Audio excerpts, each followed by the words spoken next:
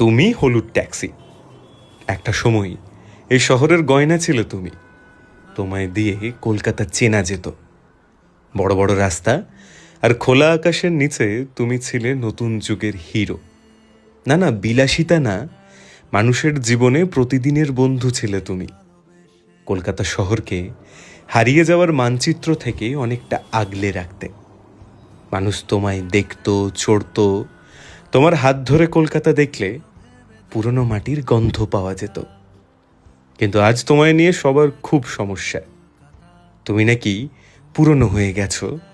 যুগের সাথে মডার্ন হওয়ার রেসে তুমি নাকি জগদ্দল। বেড়েছে ভাড়া, এসেছে অনেক বিদেশি অ্যাপ, সাদা ট্যাক্সিতে নাকি এসি আছে।